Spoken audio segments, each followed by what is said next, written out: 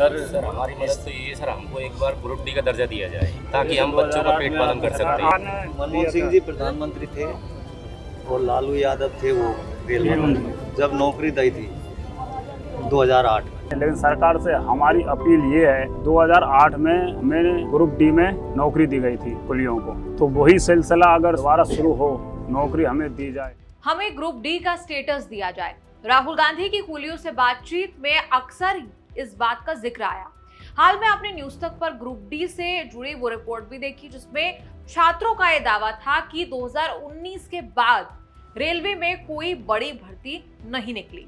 अब राहुल गांधी जब कुलियों के बीच गए, ग्रुप डी से जुड़ी ऐसी एक और समस्या सामने आई जिसे कुलियों ने राहुल गांधी के सामने रखा। मैं यहाँ इसलिए आया हूँ कि आपकी मदद कर पाऊँ, तो कैसे मदद करें? सर हमारी मदद तो ये सर, हमको एक बार ग्रुप डी का दर्जा दिया जाए ताकि हम बच्चों का पेट पालन कर सकते हैं। आपकी सरकार ने मनमोहन सिंह जी प्रधानमंत्री थे और लालू यादव थे वो रेलवे मंत्री, जब नौकरी दी थी 2008 में। हमारी रेट में मुनाफा करें जब तक हम कुली हैं, लेकिन सरकार से हमारी अपील ये है, 2008 में मैंने ग्रुप डी में नौकरी दी गई थी कुलियों को, तो वही सिलसिला अगर दोबारा शुरू हो, नौकरी हमें दी जाए। कुलियों की इस बातचीत में जिक्र आया ग्रुप डी का, 2008 का और मनमोहन सिंह का, लालू यादव का। ग्रुप डी स्टेटस दिए जाने की इनकी मांग कोई आज की नहीं है, बल्कि लंबे समय से इसे लेकर हमारे कुली भाई आंदोलन भी करते रहे हैं।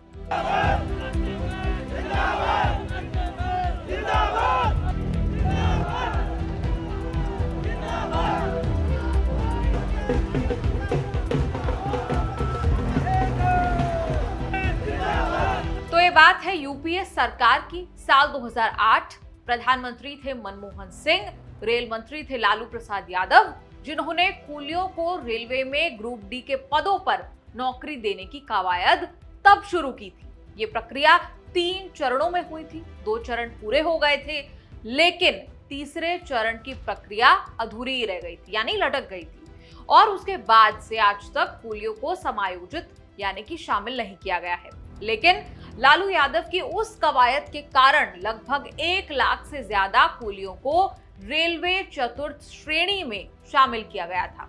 इसमें 18 से 50 साल के कुली शामिल थे, और जिन कुलियों की उम्र 50 साल से ज्यादा थी, उनके परिवारजन बिल्ला लेकर शामिल हुए थे। बिल्ला मतलब ये जो कुली अक्सर अपनी बाह पर बांधे रखते हैं।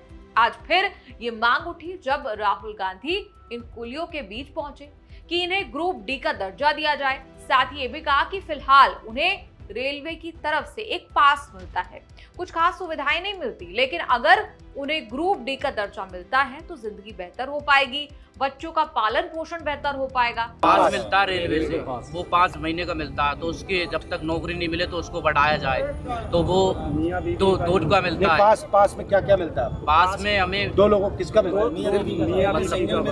डबल हो गया मियां और बीवी का, उसमें बच्चे नहीं आ जा बच्चे साथ में जाएंगे, टिकट अलग से लेना पड़ेगा।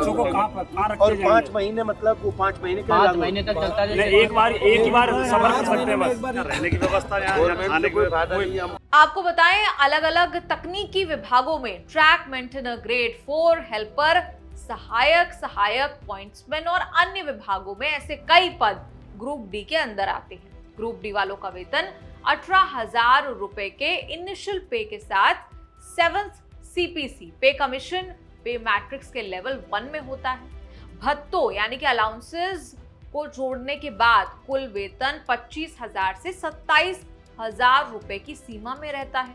मकान किराया भत्ता जिस शहर में आप रह रहे हैं उसके अनुसार अलग अलग होता है। इसी तरह कई फायदे मिलते हैं, हाउस रेंट अलाउंस, महंगाई भत्ता, परिवहन भत्ता, नाइट ड्यूटी के लिए भत्ता, ओवरटाइम भत्ता, यात्रा भत्ता, पेंशन योजना, etcetera etcetera. Group D status के साथ आने वाली इन सभी सुविधाएं, फायदों के कारण कुली लंबे समय से इसकी मांग कर रहे हैं ताकि बेहतर जीवन बिता सके।